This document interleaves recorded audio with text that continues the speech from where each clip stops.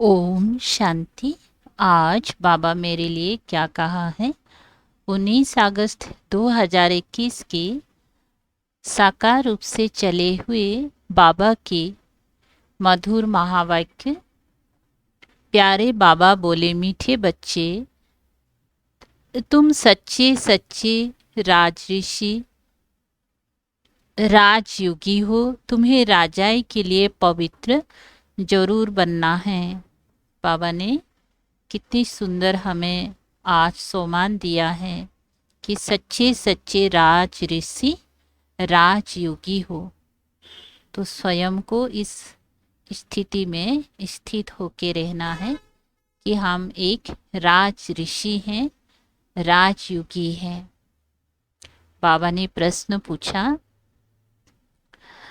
कौन सा अटेंशन राजाए के लायक बना देता है। नहीं? दिन भर में हम कौन सा अटेंशन देते रहें तो राजाए के लायक बना देते हैं। बाबा ने उत्तर में कहा, अगर पढ़ाई पर पूरा पूरा अटेंशन है तो राजाएं मिल जाती हैं। बाप जो सुनाते हैं उसे अच्छी रीति सुनकर धारण करो। बाप ने सुनाया और बच्चों ने सुना तो राजाएं मिल जाएगी। अगर सुनते समय उबासी देते व छुटका खाते तो क्या होगा, बुद्धि भटकती तो राजा ही गंवा देंगे ना। इसीलिए पढ़ाई पर पूरा अटेंशन दो। मुरली पर अटेंशन देंगी तो कितना नशा आता है ना, खुशी मिलेंगी, नशा आता है। तो ऐसी अवस्था में बुद्धि भी नहीं भटकेगी और मुरली सुनते समय हमें उबासी भी नहीं आएंगी और राजाई को हम प्राप्त कर पाएंगे पढ़ाई के द्वारा। गीत बाजा है, हमें उन राहों पर चलना है जहाँ गिरना और अपने आप को संभालना होता है। ओम शांति। रूहानी बाप रूहानी बच्चों प्रति समझा रहे हैं। आज बच्चों को हठ योग और राजयोग पर समझाते हैं। बच्चों को मालूम है वह जो भी सिखलाते हैं सब है हठ योग, क्योंकि वह कर्म सन्यासी हैं। वास्तव में गृहस्थियों को हठ योग कर्म सन्यास सीखना नहीं है, वह तो है ही निर्वृत्ति मार्ग। जो हठ योग हैं बावल वो तो है ही निर्वृत्ति मार्ग। और जो गृहस्थी हैं उनको तो कर्म करना है, तो उसे कर्म सेना से सीखना नहीं है या हठ योग नहीं सीखना है। वह धर्म ही अलग है। तुम्हारा धर्म देवी देवता धर्म है। जिन देवी देवताओं ने राजयुग से ही राज्य पाया है, अभी तुम राज ऋषि हो। ऋषि उन्हों को कहा जाता है जो पवित्र रहते हैं। इस समय बाबा हम बच्चों को पवित्र बनने सिखा रहे हैं, पवित्र बना रहे हैं पढ़ाई के आधार से, श्रीमत के आधार से। तो बाबा ने कहा कि तुम ही राज ऋषि हो, तुम अभी पवित्र हो। अगर पवित्र ना रहे तो उनको ऋषि नहीं कहा जाता। तुम राजाएं पाने के लिए पवित्र बनते हो ना। वो दुनिया में जो पवित्र बनते हैं वो राजाएं पाने के लिए कोई पवित्र नहीं बनते हैं, लेकिन हम बच्चे जो पवित्र बनते हैं राजाएं पाने के लिए। इसीलिए बाबा हम बच्चों को राज ऋषि कहा। वह कोई राजाएं पाने के लिए पवित्र नहीं बनते। तुम जानते हो कि पवित्र दुनिया में हमको पवित्र राजाई थी। भारत में ही 5000 बरस पहले देवी देवताओं का पूज्य पूज्य पवित्र प्रवृत्ति मार्ग था। जो सतयुग में है ना, पूज्य भी था, पवित्र थे, प्रवृत्ति मार्ग भी था। अभी पुजारी पतित बन पड़े हैं, अभी सभी पतित हैं, पुजारी हैं। पतित कैसे बने? 84 जन्मों का हिसाब है ना। बाप जो सहज राजयोग सिखा रहे हैं वही तुमको 84 जन्मों का हिसाब बतलाते हैं। दूसरे धर्मों को सन्यास धर्म वाले क्या जाने। जो देवी देवता धर्म बाबा ने स्थापन कर रहे हैं, तो इस धर्म के बारे में सन्यास धर्म क्या जाने। यह है देवी देवताओं का प्राचीन धर्म, वो है पीछे वाला धर्म। जो पास्ट हो गए हैं उनको सन्यासी समझ ना सके। तुम जानते हो हठयोग अनेक प्रकार के हैं। द्वापर से भक्ति मार्ग के साथ हठयोग शुरू होता है। अभी फिर है राजयोग, वो हठयोग जन्म बाय जन्म सीखते आए हैं। राजयोग तुम एक जन्म में ही सीखते हो। तो बोलते वो जन्म बाय जन्म सीखते हैं और राजयोग हम एक जन्म में ही सीखते हैं। राजाएं मिल गए, स्वर्ग हो गया, फिर और सब धर्म खत्म हो जाते हैं। तुम राज ऋषि हो। राधे कृष्ण भी पवित्र है ना। कृष्ण को महात्मा भी कहते हैं।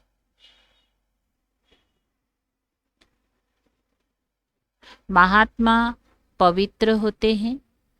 तुम भी अभी महात्मा व राज ऋषि हो।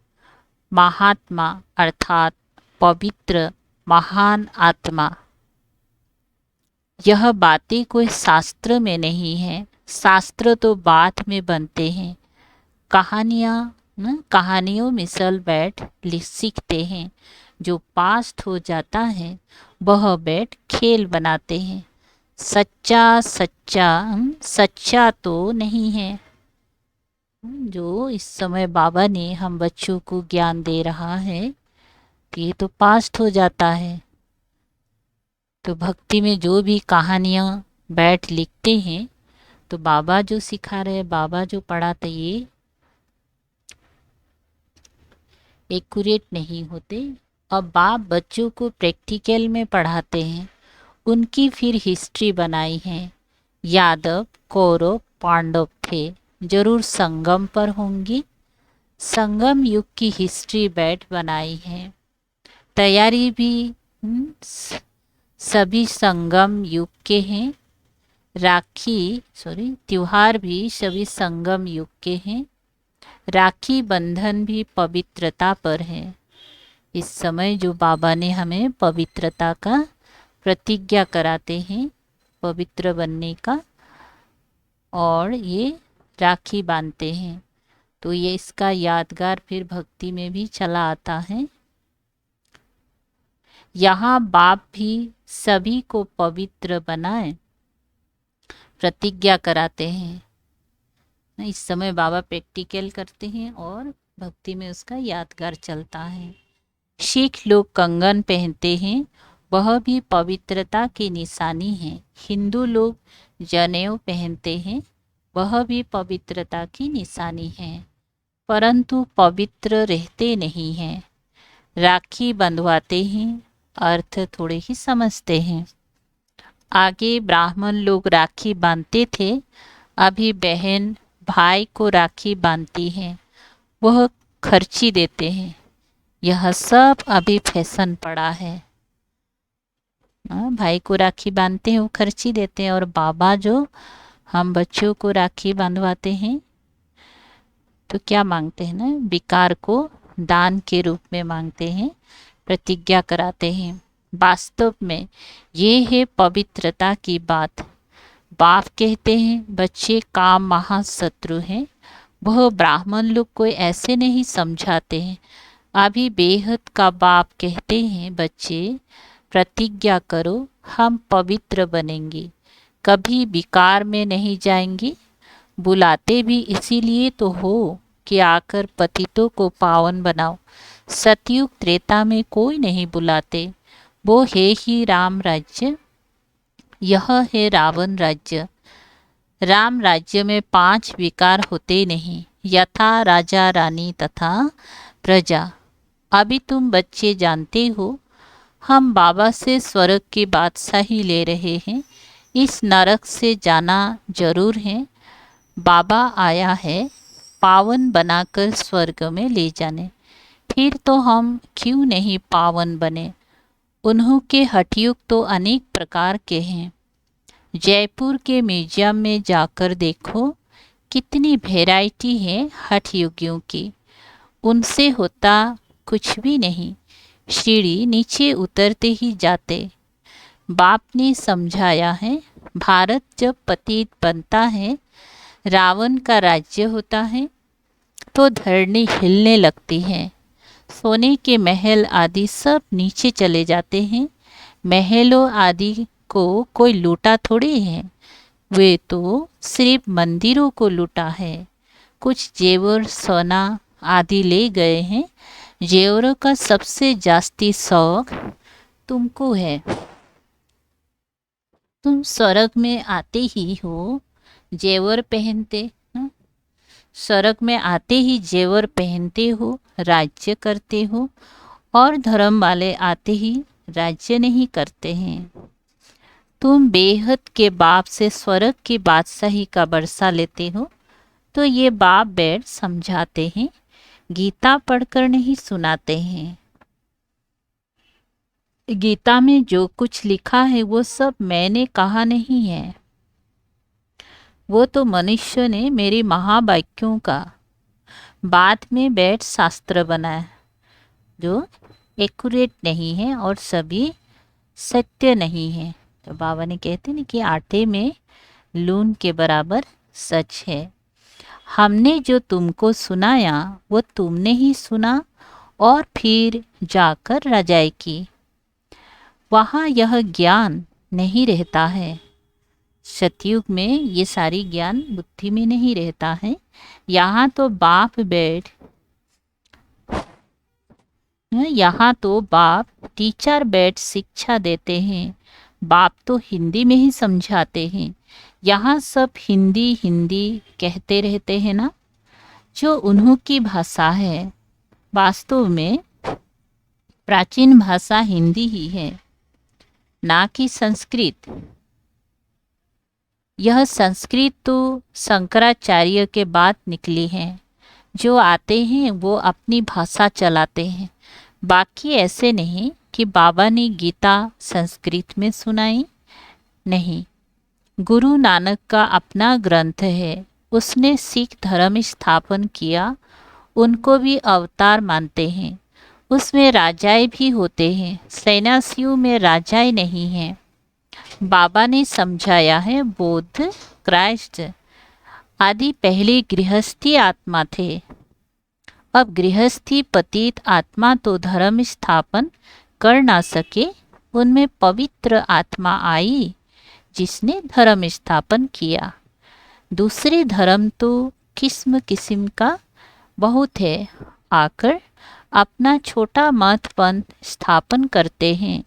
झाड़ में भी दिखाया है ना। तो हठयोग और राजयोग में बहुत फर्क है। यह बातें समझने की हैं।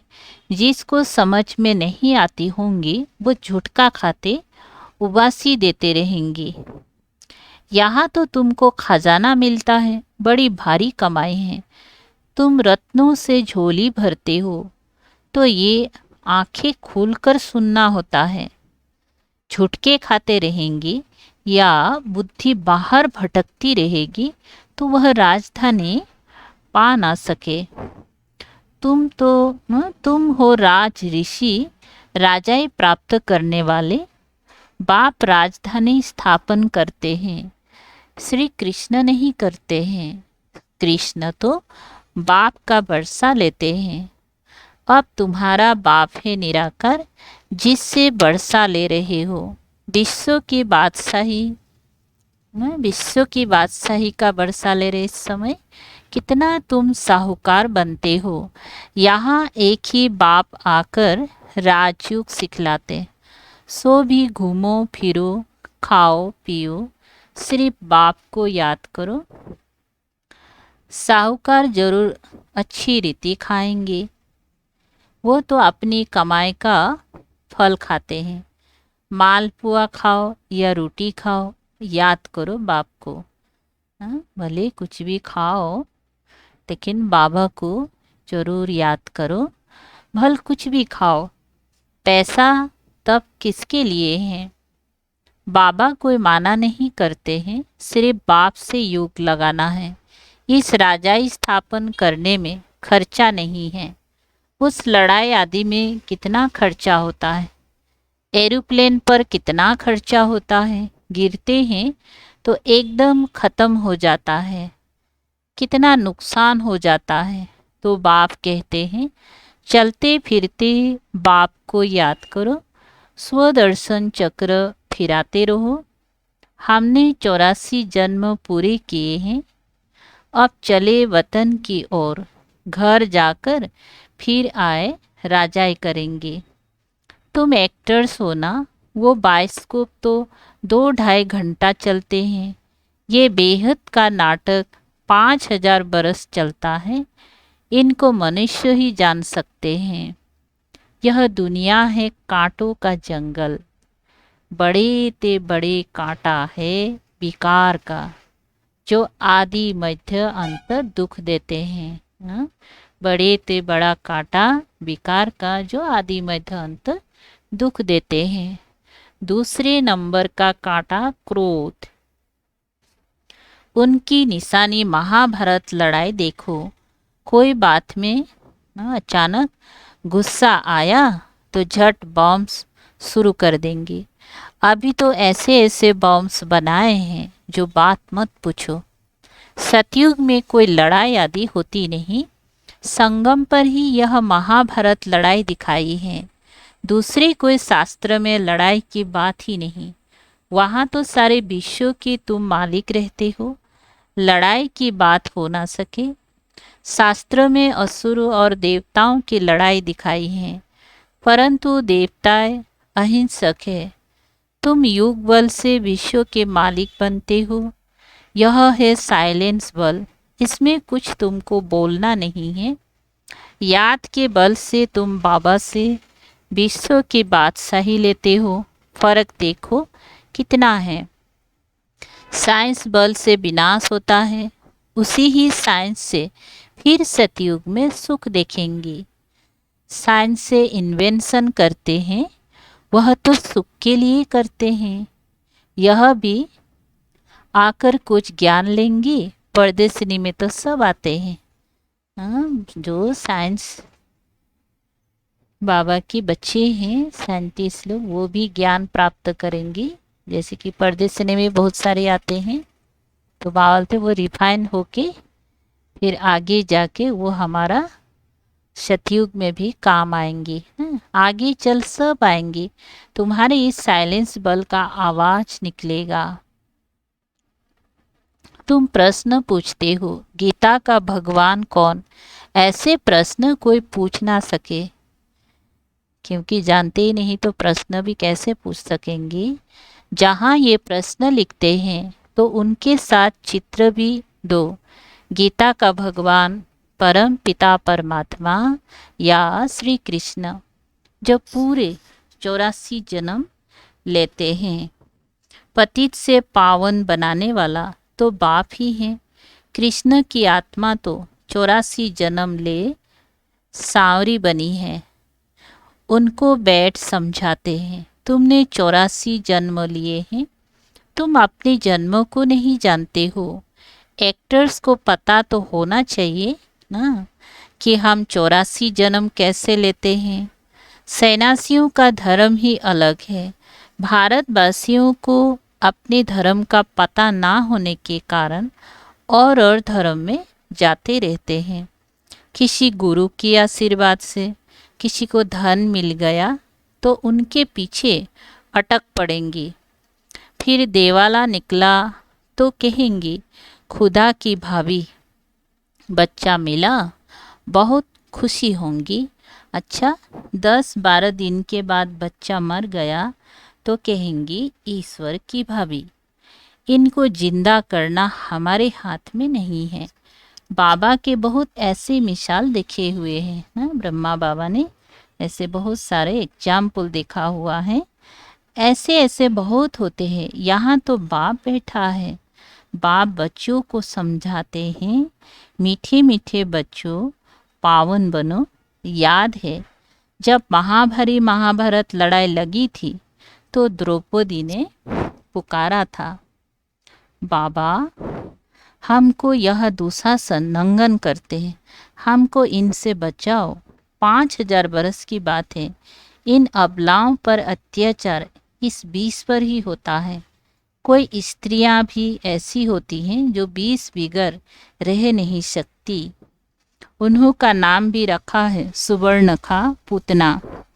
जो 20 के लिए तंग करते वो है कंस, जरासंधि, शिशुपाल। यह सब विनाश को तो पाने ही है। इस समय है आसुरी रावण राज्य, फिर होगा ईश्वरीय राज्य। अभी आसुरी रावण राज्य, फिर होगा ईश्वरीय राज्य। ईश्वर ने बनाया हुआ, स्थापन किया हुआ जो राज्य ना, सतयुग। इस सारे चक्र को तो तुम जान गए हो कि कैसे 84 जन्म लेते हैं। ये भूलता तब है जब विकार में जाते हैं। विकार में जाने वाले का मुंह पीला हो जाता है। खुद ही समझते हैं यह हमने क्या कर दिया। बाप कहते हैं बच्चे इस विषय गटर में मत जाओ, यह तुमको आदि मध्य अंत दुख देने वाला है। इसमें ना पड़ो, कसम उठाओ कि हम विकार में कभी नहीं जाएंगे। भगवानुवाच काम महाशत्रु है। हर एक चित्र में पहले तो ये लिखो, ज्ञान सागर पतित पावन गीता ज्ञान दाता शिव भगवानुवाच, तो फिर कृष्ण का नाम उड़ जाए। हमको गीता का भगवान बैठ यह बतलाते हैं, वही ज्ञान हम लेते हैं। भगवान ही आकर नई दुनिया स्थापन करते हैं और पुरानी दुनिया का विनाश होता है। रुद्र ज्ञान यज्ञ है ना, असुल है शिव बाबा, रुद्र बाबा नहीं कहेंगे। बॉम्बे में बाबूरी नाथ का भी मंदिर है। अब बबुल कहा जाता है कांटों को, बबरी नाथ नाम क्यों रखा है ये कोई समझते नहीं है। चित्र तो शिव का ही है, बाकी तो अनेक नाम रख दिए हैं। शिव बाबा ही आकर कांटों के जंगल को फूलों का बगीचा बनाते हैं। वही तुम्हारा बाबा है, उनका नाम है शिव। शिव परमात्माए नमो, ब्राह्मण देवी देवताए नमो। अक्षर बिल्कुल क्लियर है। अब वह परम पिता परमात्मा बैठ इस रथ ना ब्रह्मा द्वारा समझा रहे हैं हूबहू, जैसे लौकिक बाप समझाते हैं। बच्चे हमारे कुल को कलंक नहीं लगाना, कोई खराब काम नहीं करना। ये बाबा भी कहते हैं बच्चे बेकार में तो कभी नहीं जाना। पवित्र बनने बिगड़ स्वर्ग में ऊंच पद पा नहीं सकेंगे। बहुत जबरदस्त कमाई तुम कर रहे हो, बाकी सब गंवा रहे हैं। भल कोई के पास पदम है, बड़े बड़े महल बना रहे हैं, लाखों रुपए खर्च करते हैं। तुम समझते हो वह सब वेस्ट ऑफ टाइम है, यह कुछ काम नहीं आएगा, सब खत्म हो जाएगा। वह तो समझते हैं 10-12 हजार बरस चलेगा। तुम बच्चे जानते हो मौत तो सामने खड़ा है सिर पर। थोड़े समय के अंदर यह अर्थक्वेक आदि हो सब डावाडोल हो जाएगा। अर्थक्वेक आदि में अनगिनत मर जाते हैं। अब तो विनाश होना ही है। विनाश का साक्षात्कार और स्थापना का साक्षात्कार किया है ना। ये बाबा ने भी ना, बहुत सारे ब्राह्मण बच्चों ने भी ये साक्षात्कार किया है ना कि अंत समय में विनाश कैसा होगा ना, और स्थापना का भी साक्षात्कार किया है। और इस समय हम प्रैक्टिकल में वो इन आँखों से देखेंगे वो विनाश का सीन। भक्ति मार्ग में विनाश कुछ करते हैं, अरे भक्ति मार्ग में कितना कुछ करते हैं, परंतु कोई वैकुंठ में जा ना सके, ज्ञान बिगर सद्गति हो ना सके। भले भक्ति में भी बहुत लोगों ने वैकुंठ का भी साक्षात्कार किया, लेकिन कोई गया नहीं या जा नहीं सकते, क्योंकि जब तक बाबा का ज्ञान नहीं मिलता है ना, बाबा का ज्ञान बिगर सद्गति हो ना सके। यह सब भक्ति मार्ग के खिलौना है। तो जो भी भक्ति में कर्म कांड होता है, भक्ति पूजा पाठ मूर्ति, तो बाबा कहते हैं ये सारे भक्ति मार्ग का ही खिलौना है। अच्छा, मीठे मीठे सिकलधे बच्चों प्रति मात पिता बाप दादा का याद प्यार और गुड मॉर्निंग। रूहानी बाप की रूहानी बच्चों को नमस्ते। हम रूहानी बच्चों की रूहानी बाप दादा को याद प्यार, गुड मॉर्निंग और नमस्ते नमस्ते। शुक्रिया बाबा, थैंक यू बाबा। आज चलते हैं धारणा के लिए। मुख्य सार नंबर 1 है, कुल कलंकित करने वाला कोई भी खराब काम नहीं करना है। पवित्र बनने की अपने आप से प्रतिज्ञा करनी है, कोई ऐसा खराब काम भी ना करे और पवित्र बनने के लिए अपने आप से प्रतिज्ञा करनी है। दूसरा नंबर, अब अपना टाइम मनी वेस्ट नहीं करना है। जो समय है या पैसा है बावत उससे वेस्ट नहीं करो। फूलों के बगीचे में चलने के लिए कांटे निकाल देने हैं। सतयुग फूलों के बगीचा में चलना है तो विकार रूपी कांटे को निकालना है। अच्छा, आज का बाबा की मीठा वरदान सुनते हैं।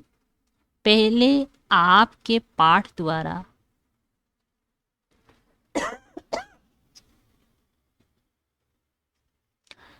पहले आपके पाठ द्वारा ताजधारी बनने वाले चतुर सुजान भव। विस्तार, जैसे बाप दादा अपने को ओबीडिएंट सर्वेंट कहते हैं। सर्वेंट कहने से ताजधारी स्वतः बन जाते हैं। ऐसे आप बच्चे भी स्वयं नम्रचित बन दूसरे को श्रेष्ठ सीट दे दो। उनको सीट पर बिठाएंगे तो वह उतरकर आपको स्वतः ही बिठा देगा। अगर आप बैठने की कोशिश करेंगे तो वह बैठने नहीं देगा, इसलिए बिठाना ही बैठना है। तो पहले आपका पाठ पक्का करो न, जहाँ सुविधा मिलता है न, अच्छा न बैठने का न, जहाँ सुख सुविधा का मौका है वहाँ दूसरों को देना है। तो पहले आप करना है। तो बाबा बोलते ये पहले आप करना है क्या है, चतुर है बाबा कहते हैं ना। इसमें जो अगर हम दूसरे को बिठाते हैं तो वो जरूर हमें ही बैठने के लिए कहेंगे ना। तो इसलिए पहले आपका पाठ पक्का करो, फिर संस्कार भी सहज ही मिल जाएगा, ताजधारी भी बन जाएंगे। यही चतुर सुजान बनने का तरीका है। इसमें मेहनत भी नहीं है, प्राप्ति भी ज़्यादा है ना। किसी को आप मदद करो, सुख दो, सुविधा दो, तो खुशी से क्या करेगा ना, हमें वो दुआ भी देगा, खुश भी रहेगा, संस्कार भी मिलेगा। तो बाबा जी एक बहुत आसान तरीका है ना। अगर हम किसी से किसी को आगे बढ़ाते हैं तो हम स्वयं ही आगे बढ़ जाते हैं, है ना। तो इसमें हमारा ही प्राप्ति होता है। स्लोगन, अंतर्मुखी एकांतवासी बनने वाली श्रेष्ठ आत्मा ही अव्यक्त स्थिति का अनुभव करती हैं। अंतर्मुखी एकांतवासी बनने वाली श्रेष्ठ आत्मा ही अव्यक्त स्थिति का अनुभव करती हैं। अच्छा, ओम शांति। शुक्रिया बाबा, थैंक यू बाबा।